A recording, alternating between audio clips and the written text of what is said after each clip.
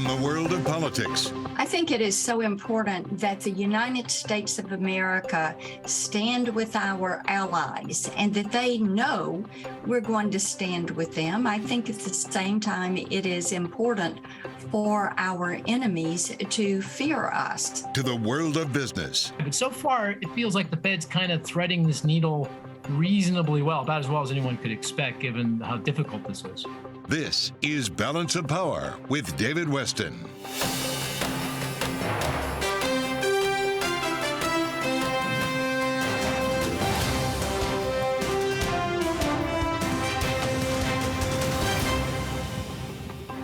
From Bloomberg's Washington, D.C. bureau to our TV and radio audiences worldwide, welcome to Balance of Power.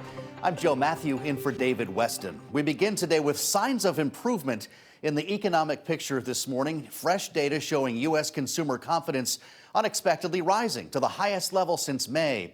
And the JOLTS job openings also topped estimates. All this as equity markets continue to slide in the wake of Jay Powell's Jackson Hole speech, still resonating today. And joining us now to take us through all of this is Michael McKee, Bloomberg International Economics and Politics correspondent.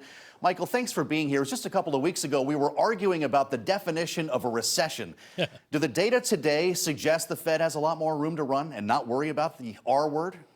Well, it does, but it's only minor data. However, it does support the idea that we are certainly not in recession right now and that the economy does have some strength. I want to show you two charts. One, and I'll describe them for the people who are listening on radio.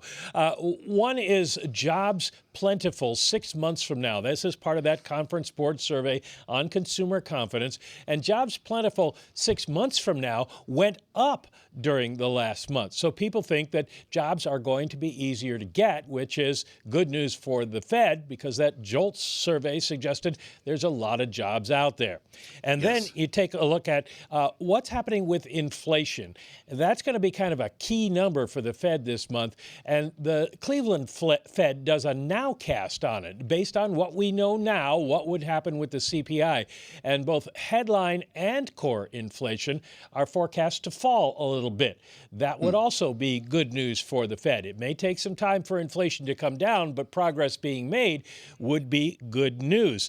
Now, the key to all this is, if you're trading, is that you're not going to know what the Fed thinks about it because we've got a blackout period coming up. We will have the jobs report on Friday. The Fed will know that. We'll hear what they think about it. But that CPI report, all important, comes out the first day of the Fed meeting on September 13th. That's during the blackout. We will not know what they're thinking about inflation at that moment. So what's the most important number you're looking for in the jobs report on Friday then, Michael? Is it wages? No, I think in this case, it's going to be the headline number plus the unemployment rate. The Fed would like to see unemployment tick up maybe just a little bit, but job creation remain relatively strong. Wages also are important because they want to make sure that inflation pressures recede, but that should come if more people are taking jobs and there are fewer job openings, which we're not seeing quite yet. Many thanks to Bloomberg's Michael McKee for setting us up with important data today. And for more on the U.S. economic outlook, we bring in Jared Bernstein, a member of the White House Council of Economic Advisors, with us from a beautiful day on the North Lawn at the White House. Jared, thanks for being here. You heard what Michael McKee just said. This consumer confidence report today shows that people expect an increase in jobs and wages over the next 6 months. Do you? Well, first of all, let me say that it's always a pleasure to listen to Michael McKee. He just gives it straight. He just gives it straight from the hip, and I always enjoy his insights. I will say, though, I'm going to add a little something to his list about what we're going to be looking at, and certainly what the Fed's going to be looking at on Friday. Very important variable right now is labor force participation rate.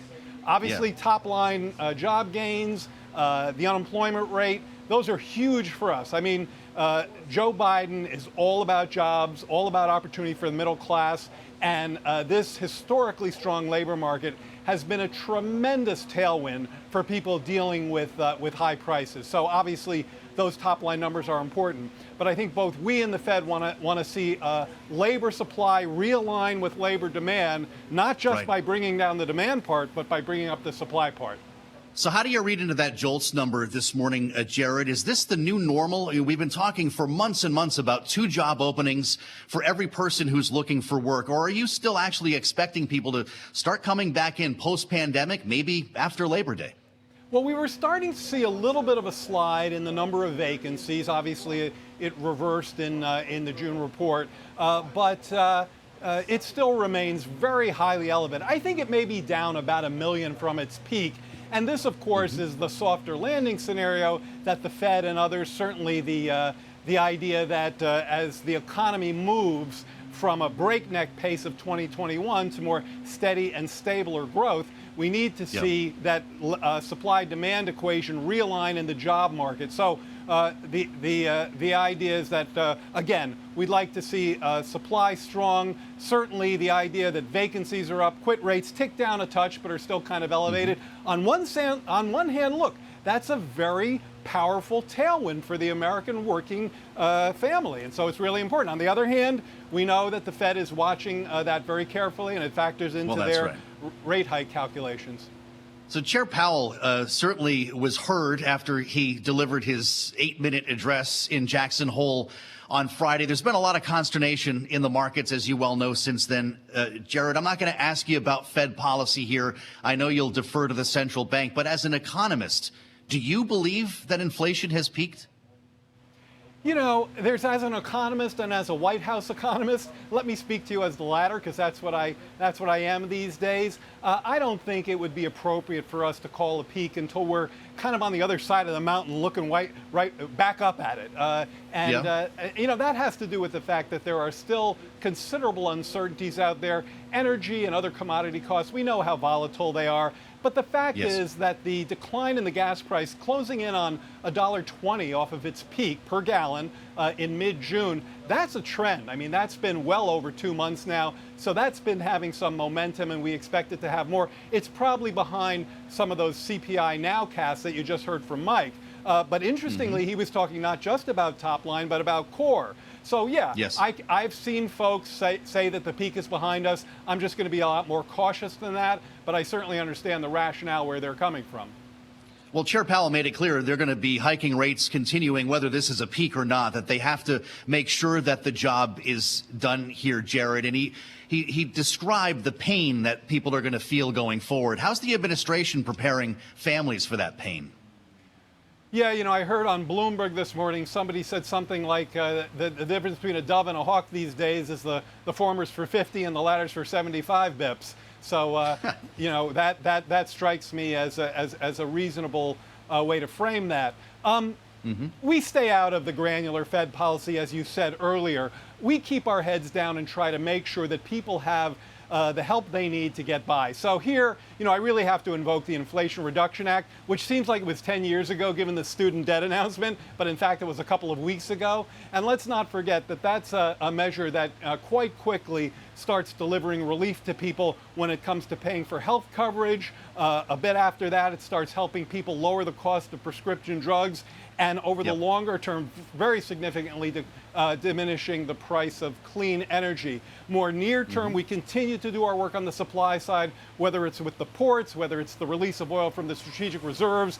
We're just going to keep our heads down and do everything we can to help working families deal with this, what are still, you know, what the president calls unacceptably high levels of inflation, while we have one of the strongest labor markets at their back. Well, you add the student loan forgiveness plan, and that's a whole other argument, as you're well aware, including even Larry Summers has suggested that it will add to inflation. I think his line was that it raises demand and increases tuition. Both of those are inflationary. Is he wrong?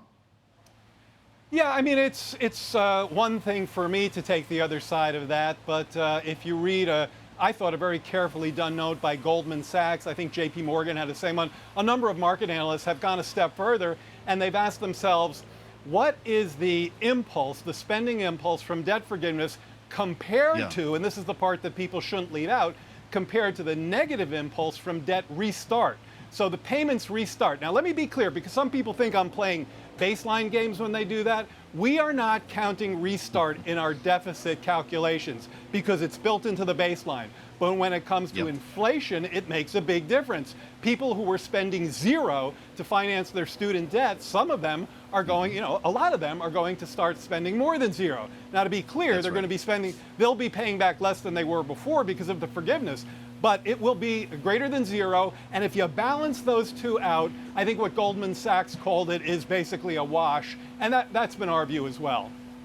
A wash on student loan debt feeding inflation. Yeah, I understand. Jared, lastly, Bloomberg is reporting that the administration is preparing to sell about $1 billion worth of weapons, missiles, radar systems to Taiwan. I mention that because we're still waiting for an announcement on China tariffs. Are you advising the president on what to do with China tariffs?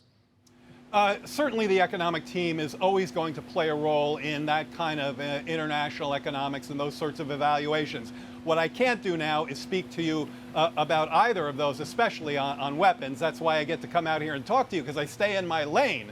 But when the president is ready, when the president's ready to talk about China tariffs, trust me, he will do so, and I will certainly compliment those statements. Do you believe that would have an inflationary impact to the better, that would lower inflation? There are estimates out there that it would, but again, they've been somewhat, I think, conflicted. You've seen estimates that are, 120, 130 basis points. When I've looked at research, researchers pull that apart. They come in with numbers that are far smaller than that, but there's still basis points on inflation. And look, that's going to be something we have to take seriously. But it's not something, when it comes to China policy, when it comes to international geopolitics, you can never take those basis points in isolation. You have to consider all the other stakeholders in that debate. And that's why this is probably more complicated than it sounds to people who are only thinking about the basis points on inflation.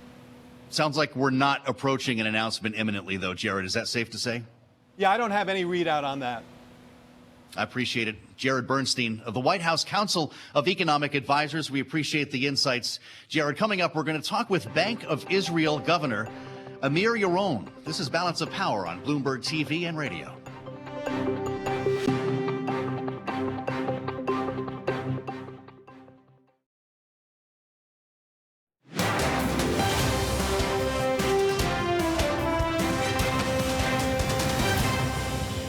Now, keeping you up to date with news from around the world, here's the first word. I'm Mark Crumpton. Ukraine has launched an offensive along the southern front of its war with Russia. The Ukrainian military says its artillery hit Russian positions around the Kherson region. Kherson is a river port that was one of the first cities to fall to Russian troops. European Commission President Ursula von der Leyen says the European Union has met its gas storage filling goal 2 months early.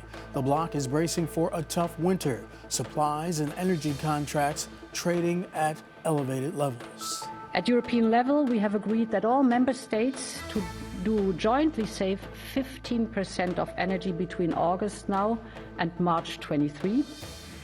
The second pillar is we need to diversify away from Russian fossil fuels to reliable, like-minded sources, mainly also to fill our storages. The latest data on storage levels helped further push down gas and power prices after drops of 20% or more for the benchmark contracts on Monday. Serena Williams won her first match of what is expected to be her last U.S. Open here in New York. The winner of 6 U.S. Open tennis championships defeated Danka Kovanic 6-3, 6-3. Williams is 40 years old. She says she wants to concentrate on her venture capital firm and on having a second child. Global news 24 hours a day, on air and on Bloomberg Quick Take, powered by more than 2,700 journalists and analysts in over 120 countries. I'm Mark Crumpton. This is Bloomberg. Joe? Mark, thank you.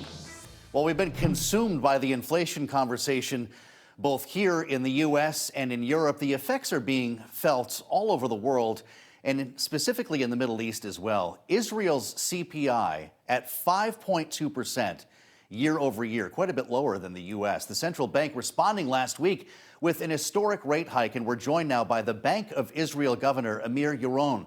Governor, welcome. That 75 basis point hike was the biggest that you saw in, 20 years, a pretty big deal. But as I noted, your level of inflation is quite a bit lower than what we're experiencing here in the U.S. Do you plan to continue hiking? First of all, Joe, thank you for having me. Israel's economy is in a relatively good situation relative to many other developed economies. We have grown in Q2 by 6.8%, in 21 by 8.2%, very low unemployment, tight labor market, in fact, government surpluses, and our inflation has been going up, but it's much lower. It's probably among the lowest in many developed economies, perhaps the bottom 10%, yet it's at 5.2. It's 2.2% above our upper 3% limit, and we are determined to bring it back into our target. We are likely to continue to raise interest rates. They will need to be, the real rate will have to be somewhere around 0 or slightly above it.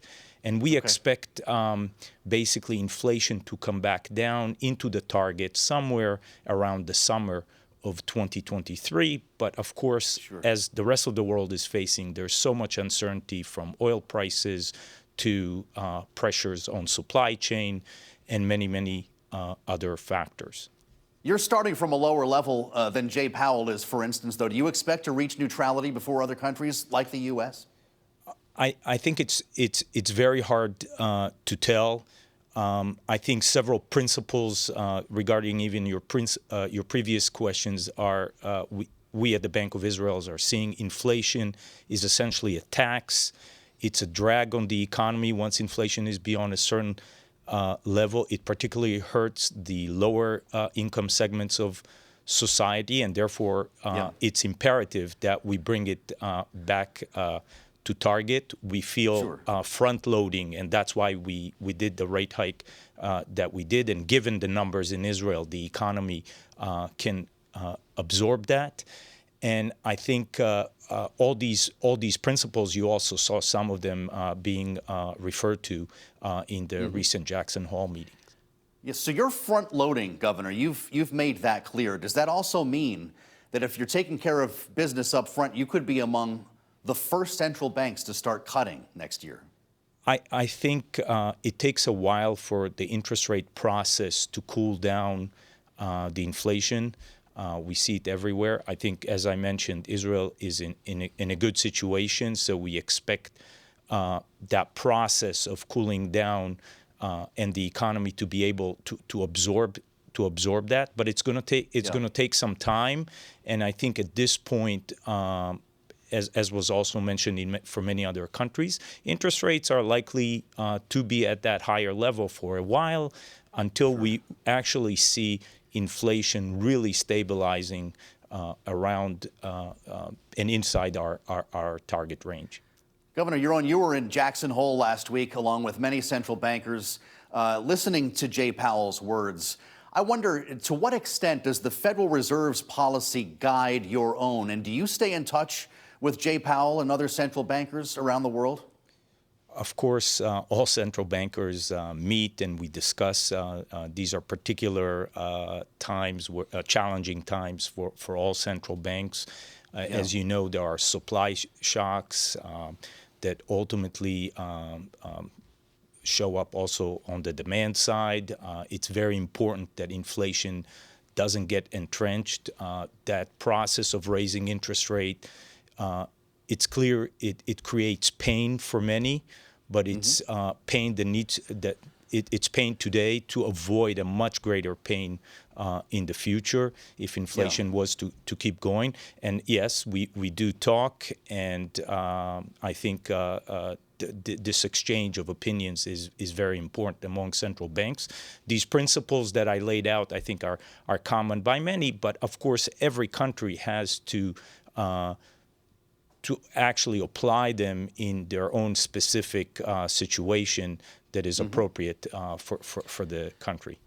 Just to pursue the pain for a moment, if I could here, Governor, you're unique in, at least with regard to our own central bank, in that you're not only the governor of the Bank of Israel, but you're also an advisor, an economic advisor to the government. How are you advising government officials to prepare people for more pain? Well, the Bank of Israel and its governor has a unique position of being an economic advisor to the government. We've done it all throughout COVID in advising on certain fiscal side.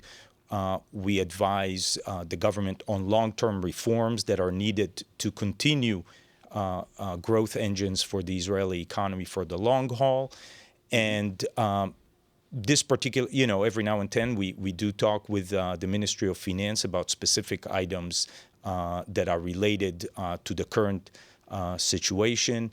Housing markets housing prices in Israel have gone up a lot, and that is becoming a major, major issue. We, of course, operate and make sure that the repayment ability of people is there, but that particular issue has to be addressed over time by reforms, and that's the part of the advice that we are giving the government.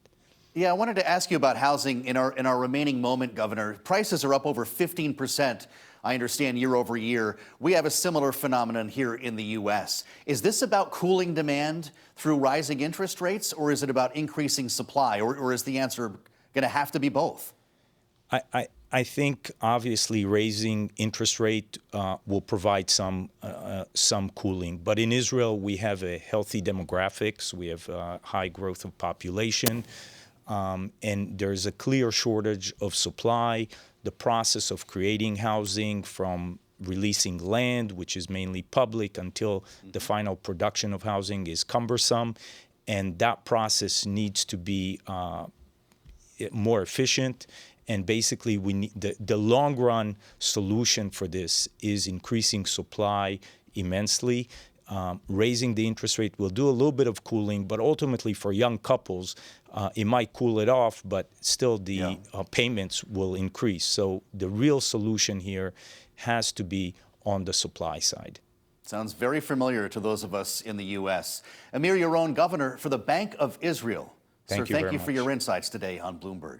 Coming up, we'll take a look at what the markets are doing today. Kriti Gupta is up next. This is Balance of Power on Bloomberg TV and radio.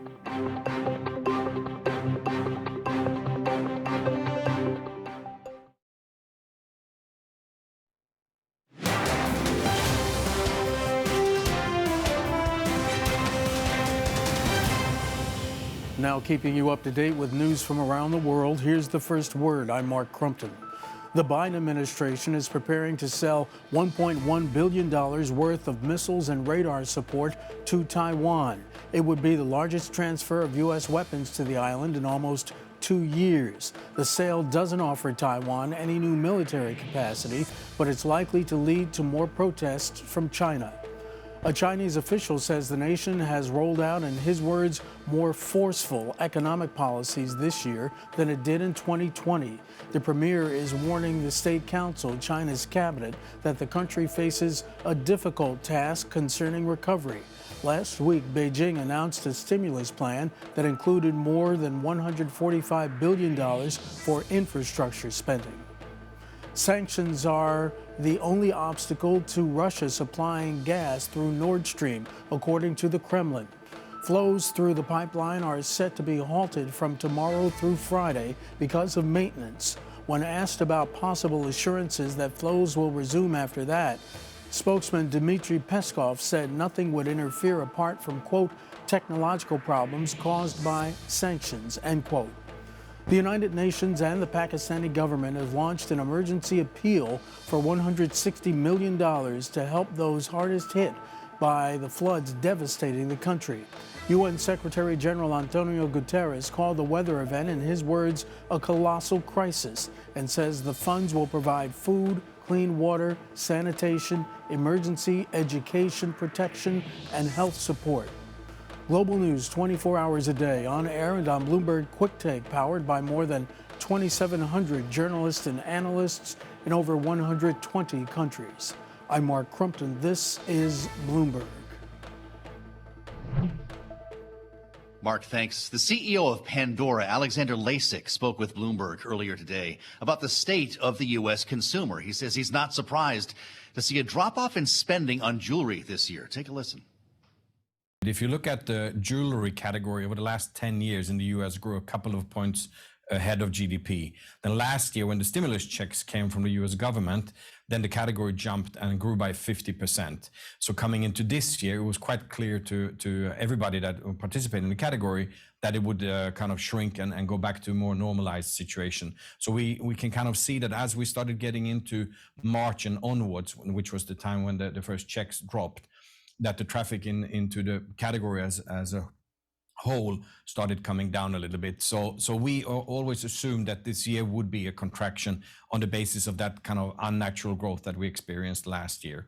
So I don't think that there's any surprise in that respect. Okay, so we are talking about a bit of normalisation, Alexander. A good afternoon to you from London. What is the extent of that negative trend, I suppose, versus last year that you expect to see now? How bad do you think things will get for you in the US in 2022 in the context you just described? And what can you do to try and mitigate it?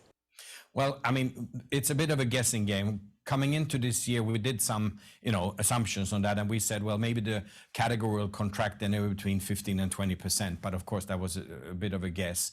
And then we said that maybe we can do a little bit better than that, and that's somehow what's currently playing out now. On the assumption that it's not going to change in the back half of the year, then that's probably where we'll land the year, somewhere in the kind of, let's call it minus 10% or so, yeah. When you take a look at, say, your EBIT margin target range, it implies a pretty strong back half to get to where you need to be, which is 25.5% on the high end for 2022. Talk to me about your confidence that you can get there in terms of your costs. At the same time, costs are going to be rising as well. How do you avoid that? How do you avoid the inventory build that a lot of other retailers are dealing with, or brand dilution, for example? Okay, so if you look at the year, Q4 is a significant portion of our sales, given kind of it's a gifting brand, and when we get into the Christmas period. So we have a natural kind of progression with the EBIT being a little bit lower in the first 3 quarters and then to make a jump towards the fourth quarter. So if kind of the forecast that we are working on holds true, then the guidance will work out the way we have suggested. As you say, the EBIT margin is going to be around the 25 to 25.5%. Then if you look at the input costs, we have our major input cost to Pandora is silver. What's happening when interest rates go up, silver price typically goes down. So therefore you could say, well, we should get a benefit of that. However, we have a 12-month rolling hedge, so we avoid these kind of jumps up and down on the spot price. So coming into the back half of next year, we should actually get a tailwind. That's kind of one major factor for us. Then from a freight standpoint, I mean, our products are small, don't weigh a lot. We air freight that. So actually is not a major impact. So from an input standpoint, we are relatively in a good position. That was Pandora CEO Alexander Lasik speaking earlier today on Bloomberg. A victory in California for fast food workers. The state Senate yesterday advancing legislation that would give employees a say in regulations, the regulations under which they work. This coming after weeks of protests, and we're joined now by an authority on this issue. Mary Kay Henry, SEIU president, is with us now. And Mary Kay, thank you for joining us. You were supposed to be with us in Washington, but you're in California for this very issue today. A new idea, actually giving workers, fast food workers, a seat at the table with business owners, with franchisees. Will the governor sign it? Yes, I'm confident that he will. And it's a huge step forward for fast food workers to be able to step into their power as 500,000 workers in this state, joined with franchise owners and government officials to solve problems on the job, raise pay, deal with protections and benefits, and education and training. You've called this a new form of collective bargaining. Mary Kay, does it come in lieu of organizing? We see this as the collective action and being able to solve problems together for all these workers, Black and brown, who have led militant strikes, have been trying to raise questions about health and safety and sexual harassment and discrimination on the job. And we see this as an opportunity to develop a dialogue with their employers and be able to solve problems so that we can address employer issues like worker shortages and retention and create a win-win situation for consumers, workers, and employers, and take a job that has been a poverty wage job and make it a good living wage job that people can have their children do better than we've done. The governor and the legislature will name members of this panel, assuming this happens. Will the union also work, the SEIU work, to advance names that it sees as qualified? Well, we have fast food leaders that have been at the forefront of this movement for 10 years here in California and have been to Sacramento repeatedly. I was with 50 of them yesterday. 20 went into the gallery to watch the vote of the Senate, and 30 of us watched outside. They heard the vote, jumped for joy. There were tears of relief that finally there was going to be a solution to the problems they face on the job. And so, yes, we will be working with those fast food leaders to put forward names that make sense to the workers up and down the state, from San Diego to the northern Oregon border.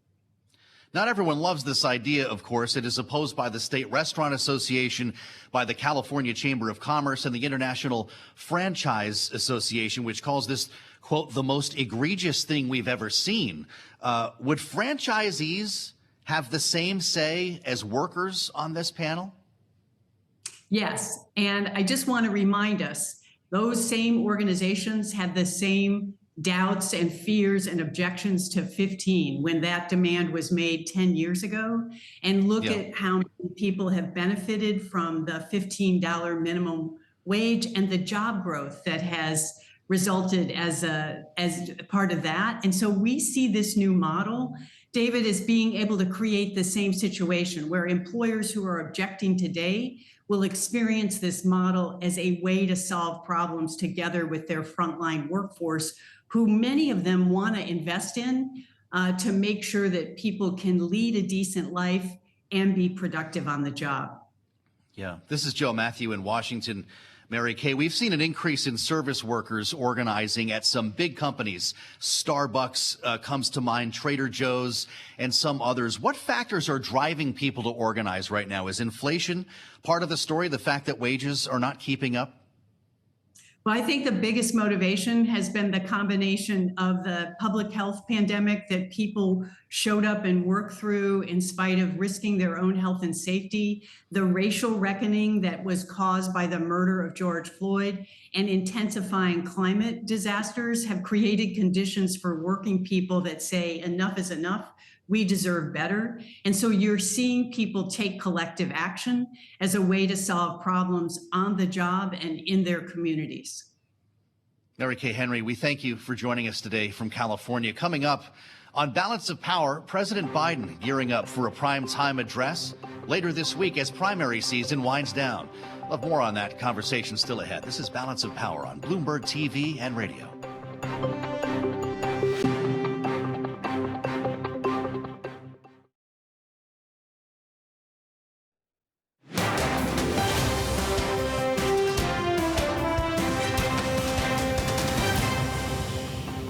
This is Balance of Power on Bloomberg TV and radio. I'm Joe Matthew, in today for David Weston.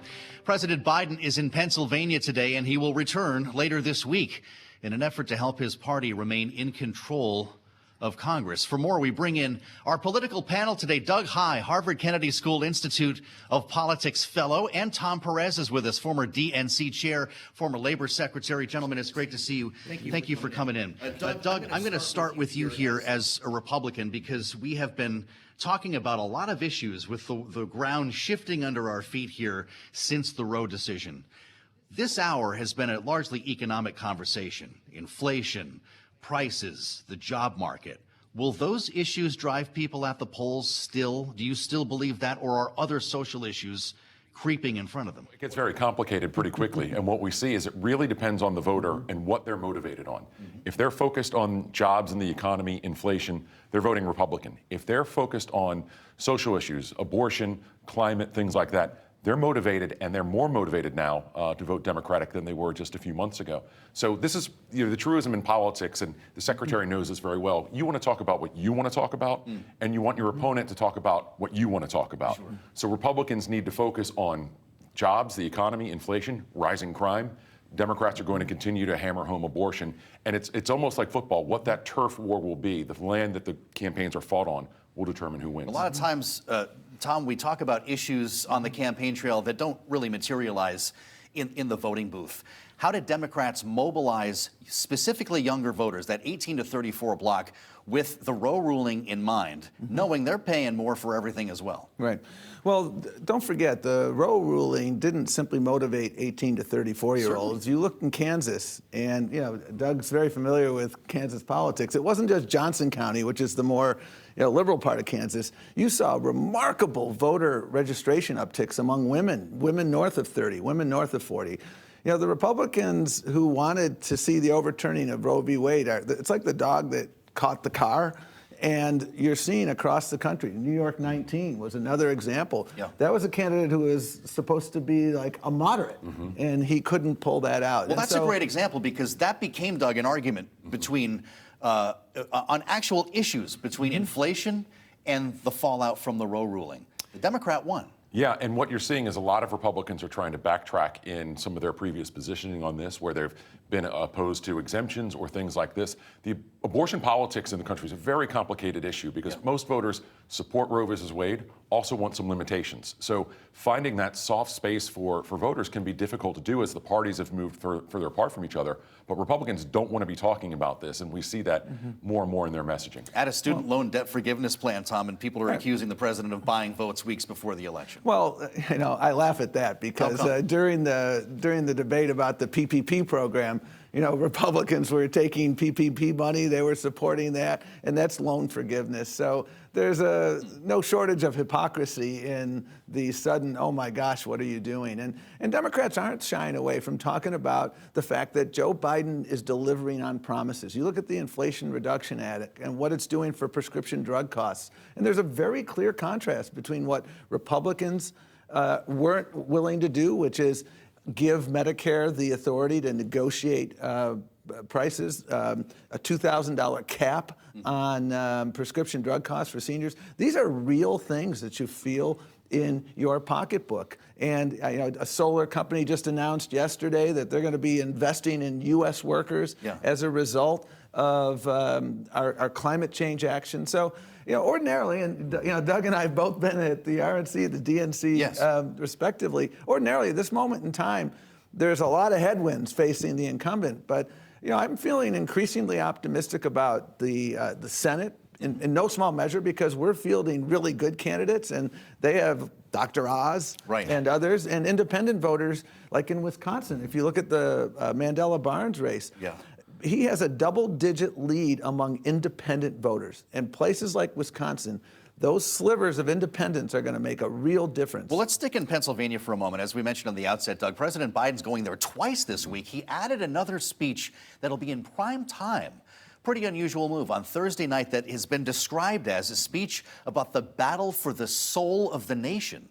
Those are serious words coming off the president's fundraiser last week, in which he described ultra MAGA as semi-fascism. Is that the kind of contrast that we're drawing here? I think that's clearly where Biden wants to go. And if you had told me in a blind world that a president would be giving a speech in Philadelphia at a Constitution Hall about saving the soul of America, I would say, what does Donald Trump want to do this time? That Biden is. So you think it's a gimmick? Everything in politics ultimately falls down to some kind of a gimmick, but this could be an effective tactic for Biden to really kind of frame the debate in the way that he wants to.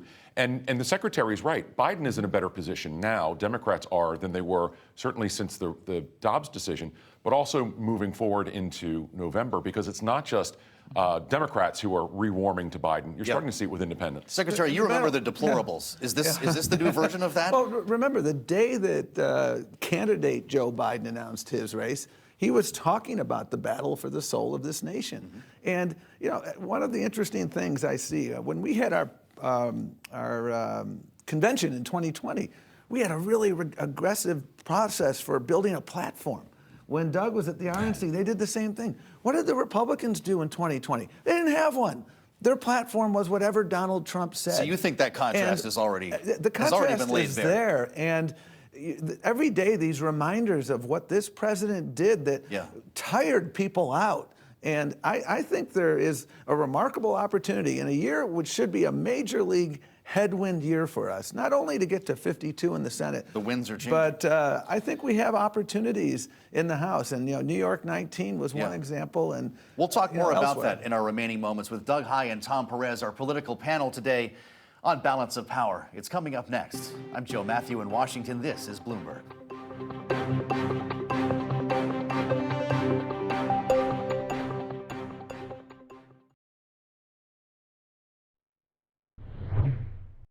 Look, I support a ban on very late term and partial birth abortion. And most Americans agree with that. That would just put us on par with other civilized nations. Mark Kelly, the only countries that support his no limits, extreme abortion policies are China and North Korea.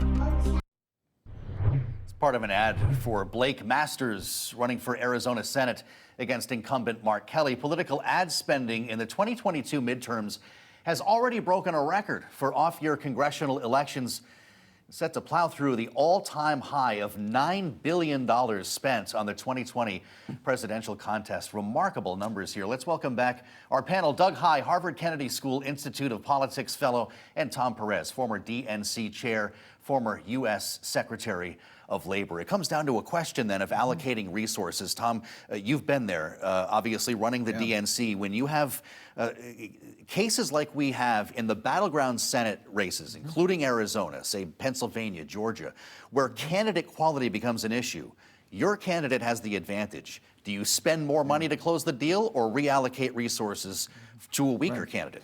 Well, we have a good challenge if you're Democrats looking at the Senate. Look at Ohio, for instance. Tim Ryan is holding his own. The Republicans just announced a $27 million buy. They didn't think they were going to have to do that. But again, J.D. Vance is a weak candidate. We have opportunities in Pennsylvania that Dr. Oz is just the gift that keeps on giving.